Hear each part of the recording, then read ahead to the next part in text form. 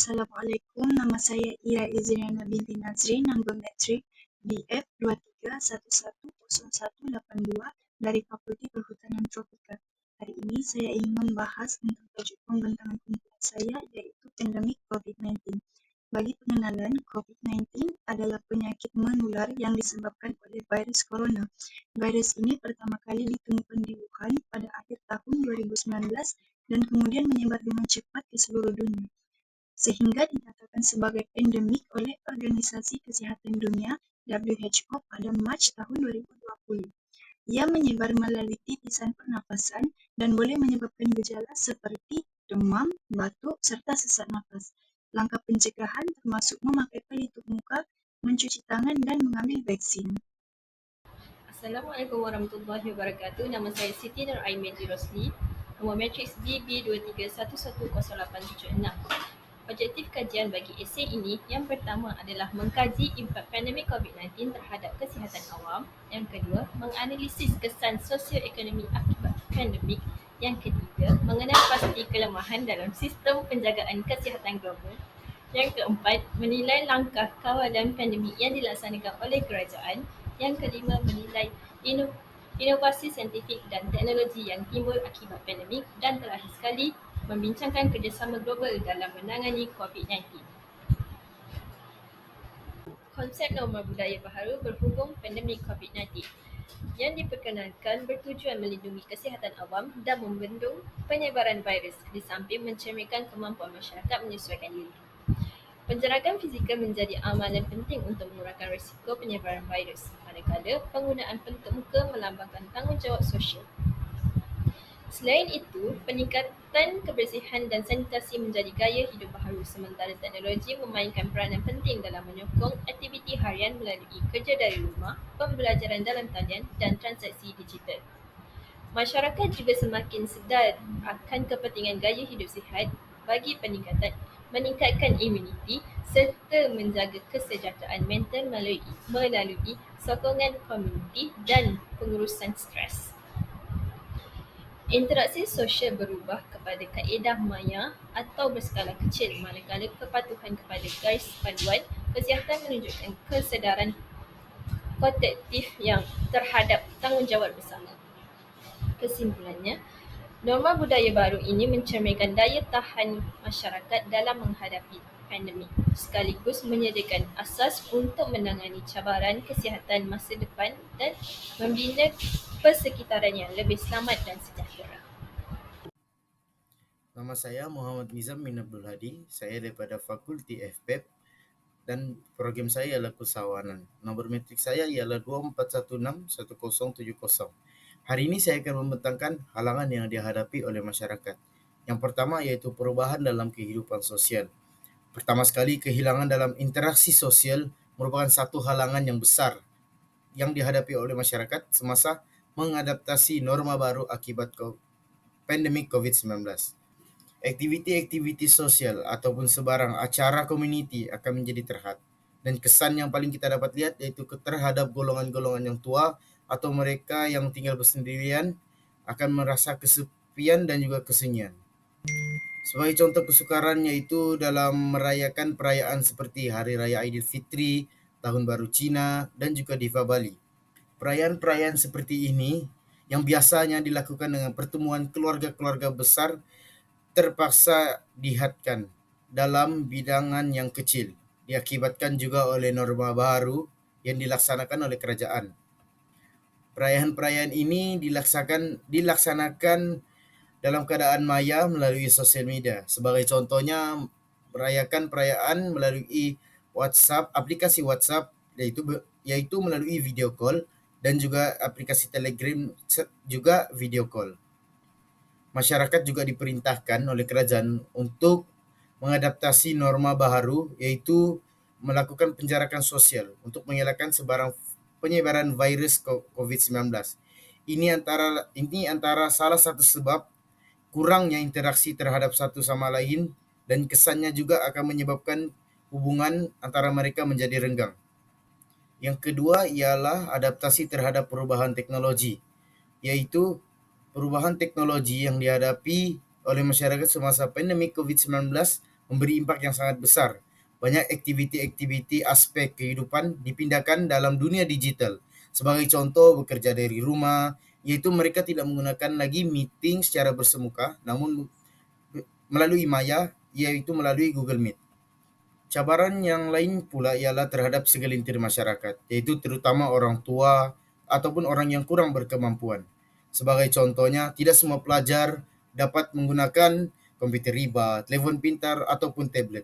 Cabaran yang lain pula ialah itu keterbatasan dalam infrastruktur internet, yaitu masyarakat tidak dapat mengakses internet disebabkan oleh kekurangan dalam segi ekonomi ataupun tempat yang ditinggal tidak dapat mengakses internet.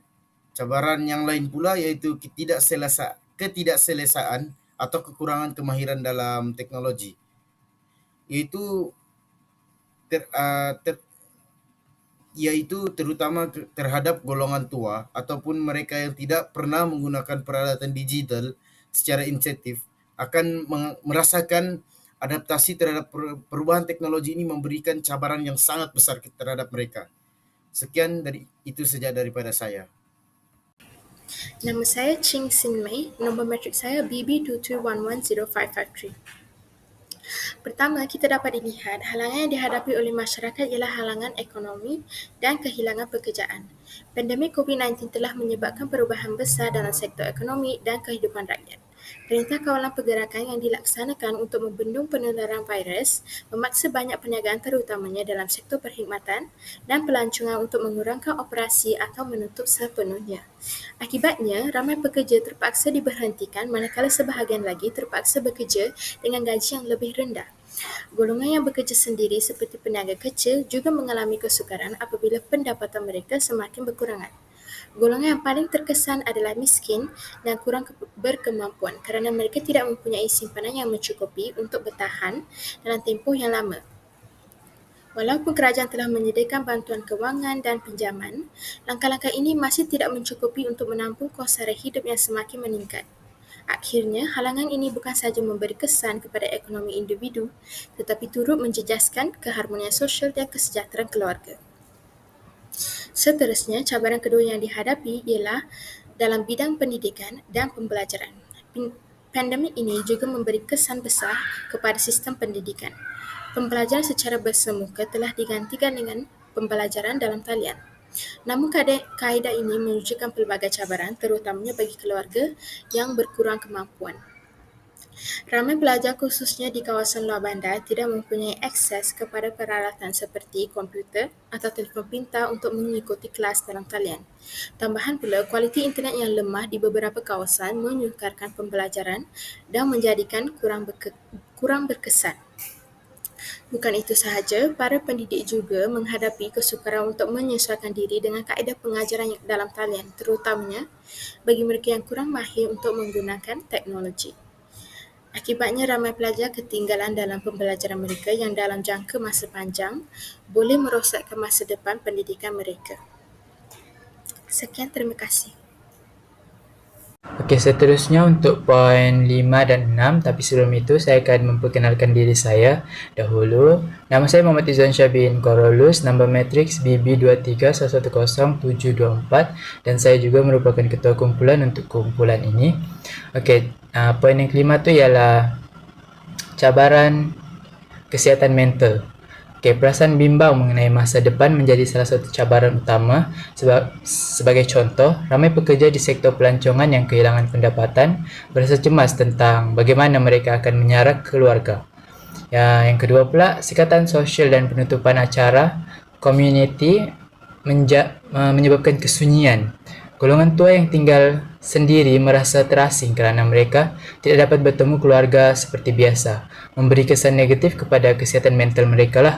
Okey, golongan muda juga terkesan kerana terpaksa mengubah cara hidup mereka. Mereka yang biasa berinteraksi secara sosial kini terpaksa menjalani kehidupan yang lebih terasing, yang menyebabkan perasaan bosan dan kesedihan. Okey, yang seterusnya poin yang kelima yang merupakan poin terakhir ialah isu kepercayaan terhadap sumber maklumat. Okey, banyak individu terpengaruh dengan teori konspirasi mengenai vaksin. Sebagai contoh, ada yang percaya vaksin COVID-19 boleh menyebabkan kesan sampingan yang serius walaupun ia telah disahkan selamat oleh pihak berkuasa kesihatan. Golongan yang golongan yang kurang berpendidikan atau tidak mempunyai akses kepada maklumat sah lebih mudah terpengaruh dengan berita palsu. Ini menunjukkan betapa pentingnya kesedaran tentang kepentingan mendapatkan maklumat daripada sumber yang sah.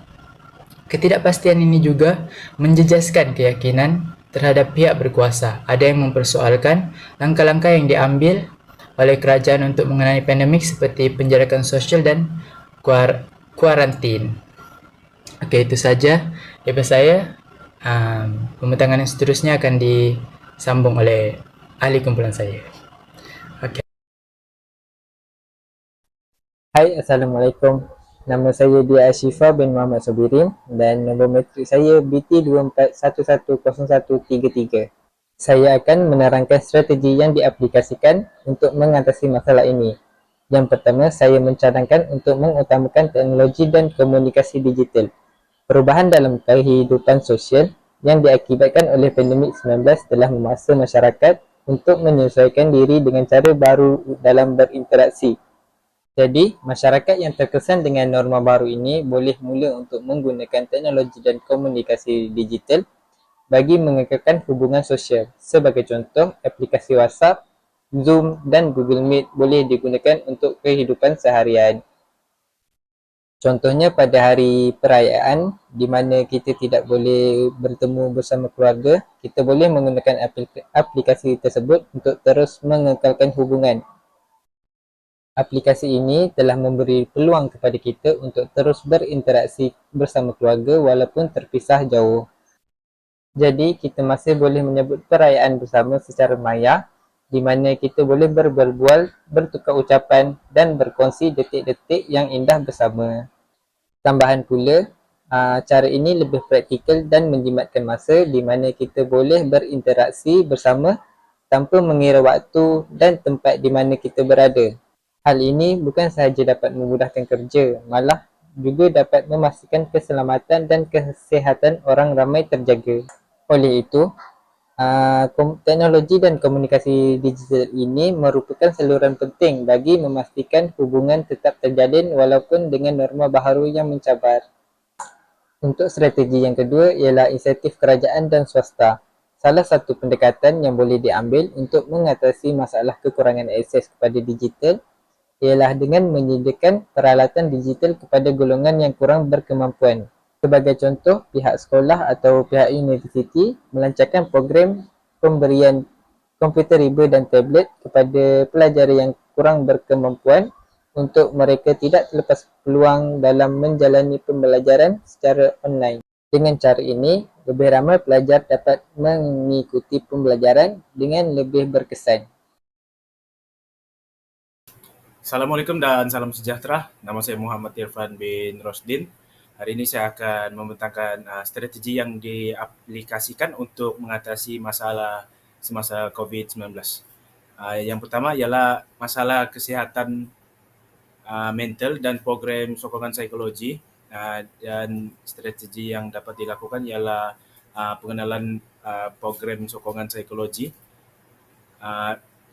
Program sokongan psikologi ini telah diperkenalkan semasa dan sebelum lagi COVID-19 bermula dan ia mendapat sambutan semasa COVID-19 bermula pada tahun 2020 akibat Perintah Kawalan Pergerakan atau lebih dikenali sebagai PKP.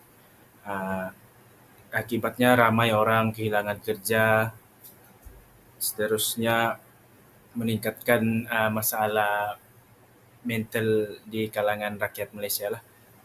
Dan badan-badan kerajaan dan juga NGO juga menawarkan perkhidmatan program sokongan psikologi ini untuk mereka yang memerlukan bantuan dari segi kesihatan mental. Dan juga kerajaan telah meluaskan nombor panggilan kecemasan untuk hubungi unit rawatan psikologi mereka, iaitu pada nombor 15999. Seterusnya ialah penyebaran maklumat yang sesuai dan pendidikan awam. Penyebaran maklumat yang jelas dan tepat kepada orang ramai. Ini merujuk kepada PKP itu sendiri, semasa PKP itu sendiri, kerana pergerakan kita di mendapat batas had, ya. Dan seterusnya, maklumat itu hanyalah dapat disampaikan melalui sosial media dan media-media massa yang terutamanya adalah sosial media itu sendiri, termasuk Instagram, Facebook, Twitter, YouTube dan sebagainya. Semasa dan contoh yang paling kita boleh nampak ialah semasa PKP, hari-hari kita nampak di TV melalui berita setiap petang berapa banyakkah kes yang terjadi semasa hari itu. Dan itu sahaja dari saya. Sekian, terima kasih. Bismillahirrahmanirrahim. Assalamualaikum dan salam sejahtera. Nama saya Irfan Fauzan bin Imran dengan nomor matriks BI 24110035. Dan hari ini saya akan membentangkan strategi yang diaplikasikan untuk mengatasi masalah pandemik ketika COVID-19. Antaranya adalah pendekatan ekonomi dari segi menangani kehilangan pekerjaan. Bagi mengatasi masalah kehilangan pekerjaan dan kemerosotan ekonomi akibat wabak tersebut, kerajaan dan sektor swasta telah melaksanakan pelbagai insentif dan bantuan kepada golongan yang terjejas. Sebagai contoh, kerajaan telah menyediakan bantuan kewangan seperti Wang Prihatin Rakyat ataupun BPR dan juga moratorium pinjaman bagi membantu individu yang kehilangan pekerjaan atau mengalami tekanan kewangan. Selain itu juga, program latihan dan pembinaan kemahiran juga dilaksanakan untuk membantu individu yang terjejas bagi memperoleh kemahiran baharu atau meningkatkan kemahiran yang sedia ada. Program ini bertujuan untuk meningkatkan daya saing mereka dalam pasaran kerja selepas wabak tersebut telah pun berakhir. Tidak lupa juga sektor swasta yang menggalakkan komuniti dengan program kerja sementara ataupun fleksibel yang memberi peluang pada individu yang kehilangan pekerjaan untuk terus memperoleh sumber pendapatan. Akhir sekali adalah pemerkasaan komuniti dan inisiatif sosial. Untuk memastikan masyarakat dapat mengatasi cabaran sosial dan ekonomi semasa pandemik, pemerkasaan komuniti dan inisiatif adalah strategi yang sangat penting. Masyarakat setempat digalakkan bekerjasama untuk membantu golongan yang memerlukan, terutamanya golongan yang kurang bernasib baik ataupun mereka yang terputus pendapatan. Sebagai contoh, beberapa komuniti telah melancarkan kempen amal untuk mengumpul dana bagi membantu mereka yang terjejas. Ini adalah untuk menyediakan makanan ataupun keperluan harian kepada mereka. Pihak berkuasa tempatan ataupun NGO juga turut menyediakan program bantuan seperti pengagihan makanan dan perkhidmatan kesihatan percuma kepada golongan yang berpendapatan rendah. Selain itu juga, terdapat juga inisiatif yang memberi sokongan kepada mereka yang mempunyai perniagaan yang kecil atau usahawan tempatan yang terjejas akibat sekatan pergerakan dan penutupan perniagaan. Dengan menggalakkan kerjasama dalam komuniti dan memperkenalkan inisiatif sosial, komuniti dapat memastikan tiada sesiapa yang ketinggalan dalam menghadapi kesukaran yang disebabkan oleh wabak virus COVID-19. Kesimpulannya, kajian ini menekankan pentingnya memahami impak COVID-19 terhadap kesihatan awam, sosioekonomi dan kelemahan sistem penjagaan kesihatan global. Ia juga menggariskan penilaian terhadap langkah kerajaan, inovasi saintifik dan teknologi dalam menangani pandemik. Selain itu, kerjasama global perlu diperkukuh untuk menghadapi cabaran pandemik masa depan